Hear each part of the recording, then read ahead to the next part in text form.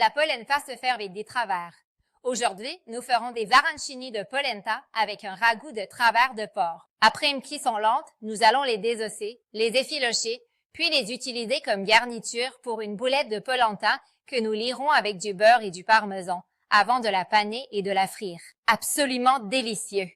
La première étape pour nos arancini est un excellent ragoût de travers de porc. On va le préparer avec de l'huile végétale, du céleri, de la carotte et de l'oignon, du concentré de tomate, du bouillon de viande, mais un bouillon de légumes convient parfaitement, et nos travers de porc. Nous utiliserons de l'huile végétale. Pourquoi ne pas prendre de l'huile d'olive? Parce que nous allons utiliser une température très élevée, afin de former une croûte bien dorée et appétissante sur notre viande. Surtout, ne faites pas bouillir la viande dans les sauces à la viande. Les autres ingrédients sont de la farine, qu'on mélangera avec de l'eau pour obtenir une pâte à frire, pour commencer à paner nos arancini, et de la chapelure, qui nous servira à les faire bien dorés. Ensuite, nous avons notre farine de polenta. J'utilise la pré-cuite. Utilisez-la, ce n'est pas interdit. Les puristes prendront la traditionnelle. Dans cette recette, la seule source de gluten est la chapelure de la panure. Si vous panez vos arancini avec de la farine de polenta, ils seront entièrement sans gluten. On commence avec le ragoût, donc de l'huile végétale dans une casserole. On prend au travers de porc. On ne commence pas directement avec la base aromatique comme d'habitude, car on veut que la viande soit bien grillée, et à cette température, nos légumes brûleraient. Donc, on commence par la viande. Et nous allons la faire bien griller des deux côtés. On les fait bien dorer des deux côtés et ensuite on continue notre recette. Comment savoir quand ma viande est prête à être retournée? Quand elle se détache facilement du fond de la casserole. Cette petite croûte, c'est la réaction de Maillard. Ce sont les sucres de la viande qui caramélisent. C'est ce qui donnera du goût à notre ragoût. Alors je vous en prie, la viande doit avoir une croûte. Et c'est toujours le cas lorsque vous préparez des ragoûts. Un ragoût à la bolognaise ou des braisés. Surtout, une belle croûte d'abord. Une fois la viande bien grillée des deux côtés, je la dépose sur une plaque et nous pouvons ensuite continuer avec notre ragoût. Dans une autre casserole, nous allons préparer notre base aromatique. Commençons le vrai ragoût. Casserole propre. Puis filet d'huile d'olive, mais sans exagérer. Les travers de porc sont déjà gras et le perdront pendant la cuisson lente et prolongée. Les céleris, la carotte et l'oignon, c'est la base de tout bon plat italien. Je vous en prie, il faut qu'il sue, qu'il se défasse tout doucement. Surtout, ne laissez pas brûler l'oignon. Comment aider les sucres à se libérer? On ajoute un peu de sel directement dans la base aromatique. De cette façon, l'oignon rendra son eau et mijotera dans son propre jus. On laisse cuire tout doucement jusqu'à ce qu'il soit translucide. Notre base aromatique est translucide. On continue la préparation de notre ragoût de travers de porc. On remet les travers dans la casserole.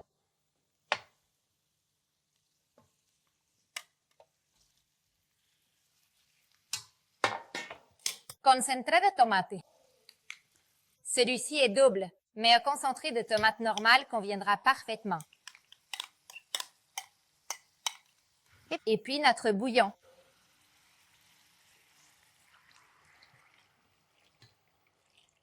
On couvre les travers à hauteur.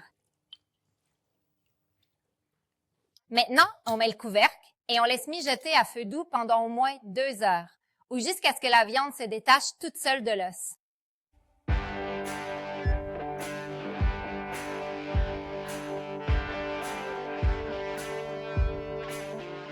Notre ragoût est presque cuit. On commence la préparation de la polenta. Et une polenta que nous utiliserons légèrement tiède pour bien assembler nos arancini. Par contre, si on l'utilisait froide, comme on ferait avec du riz pour un arancini traditionnel, la polenta ne se compactera pas.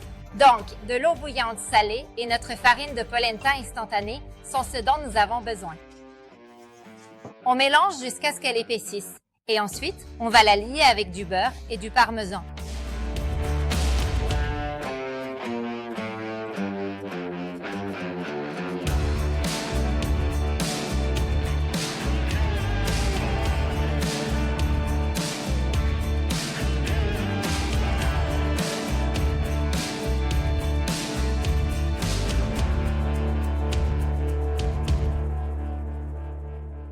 La polenta est liée avec du beurre et du parmesan. On la met de côté. Désossons les côtes. Surtout, ne la mettez pas au frigo car nous devrons l'utiliser chaude. Environ 2 heures se sont écoulées. La viande est devenue très tendre. Elle se détache facilement de l'os. Je dirais que nous pouvons désosser. Nous allons donc commencer par sortir notre viande. Comme vous le voyez, elle se détache seule. Cette viande, nous allons l'effilocher ensuite. Elle nous servira des garnitures.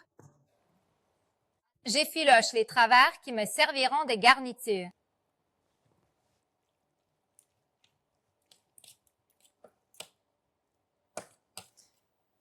Quand on effiloche les travers, il faut bien faire attention à retirer cette membrane qui maintenait l'os attaché à la viande, car autrement, nous pourrions la retrouver au cœur de nos arancini. Nous allons donc continuer d'effilocher toute notre viande à l'aide de 2 fourchettes. Nous allons ensuite l'amalgamer avec un peu de sauce.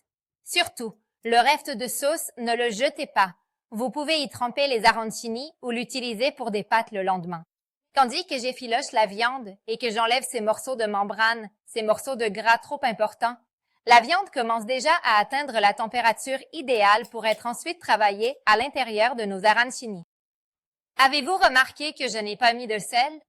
Pour les préparations à cuisson longue, je préfère ajouter le sel en toute fin, lorsque la sauce a atteint son point de densité parfait. Pourquoi je fais ça? Parce qu'en faisant réduire la sauce, je risquerais d'obtenir un mélange trop salé. En l'ajoutant à la fin, j'arrive à doser parfaitement. Une fois la viande des travers de porc désossée, on y ajoute quelques cuillères de sauce pour lui donner une consistance plus crémeuse et rendre notre garniture super gourmande. Et puis, nous allons commencer à composer nos arancini. Pour les composer, je vais opérer d'une manière quelque peu différente de ce que l'on ferait s'ils étaient à base de riz. Nous travaillerons avec un petit bol et du film alimentaire. Et nous allons ici composer une sorte de petit ballotin. Alors, on va débiter en tapissant notre saladier avec du film alimentaire spécialement conçu pour être en contact avec les aliments. Ensuite, j'ai ici un petit bol avec de l'eau. Je commence à prendre ma polenta. Je la laisse tomber à l'intérieur du bol. Avec le dos d'une cuillère mouillée, je vais modeler ma polenta afin de créer une poche où je viendrai déposer ma garniture.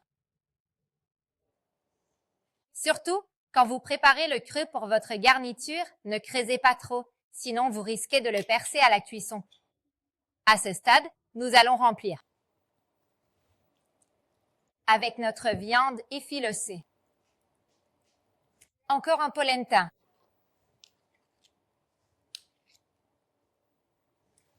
Et on va refermer notre petite aumônière. La travailler tant qu'elle est chaude nous garantira une parfaite étanchéité.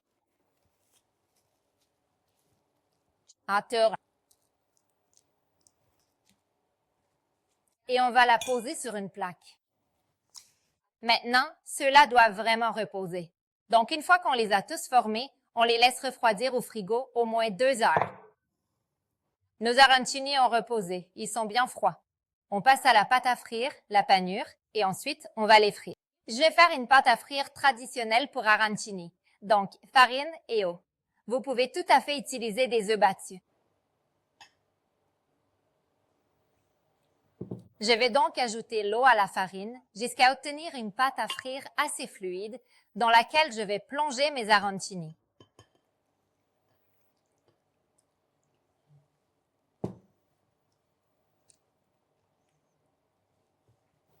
On ajoute encore de l'eau parce que la pâte à frire doit être assez fluide.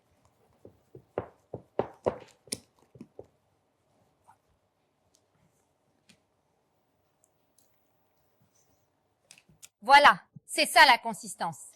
Notre pâte à frire doit être fluide, pas trop épaisse, sinon on obtiendra une croûte trop dure autour de nos arancini.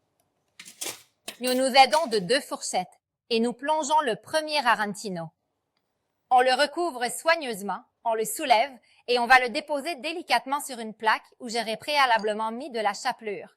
Nous déplaçons un peu la plaque et nous allons recouvrir entièrement notre arancino de chapelure. Et on passe au suivant maintenant.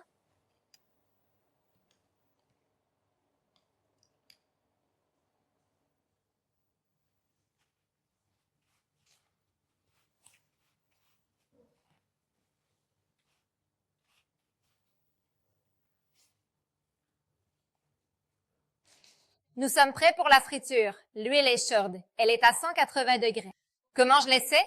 Soit je mesure avec un thermomètre, soit je laisse tomber une miette de panure et je vois si ça fait des bulles. Une autre méthode, j'insère un cure-dent et quand je vois les bulles d'huile autour de celui-ci, c'est prêt. Je vous conseille de les déposer sur une araignée, puis dans l'huile, car ils sont plutôt lourds et nous risquons de nous éclabousser. Donc on les met dans l'huile chaude. Et on les laisse cuire pendant à peu près 400 minutes ou alors jusqu'à ce qu'ils soient joliment dorés. 4 minutes sont passées, notre friture est prête, bien dorée. On va les égoutter et ensuite on va les greffer. Comme je vous le disais, je vais mixer un peu de sauce et l'utiliser pour garnir mes arancini.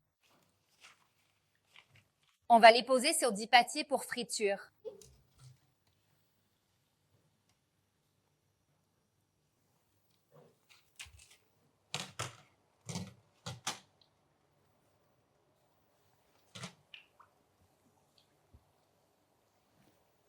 Les arancini sont frits, ils ont un aspect incroyable. Je vais vous montrer une façon un peu plus jolie de les présenter, mais vous pouvez aussi les manger comme ça, directement, comme de la vraie street food. On les met sur une assiette, j'ai ici le fond de cuisson, notre sauce de travers de porc, mixée pour la lisser. Nous en versons une paire de cuillerées et les laissons couler sur notre arancino. Du pecorino romano. Et un tour de moulin à poivre. Mais maintenant, je vais vous montrer l'intérieur de l'arancino.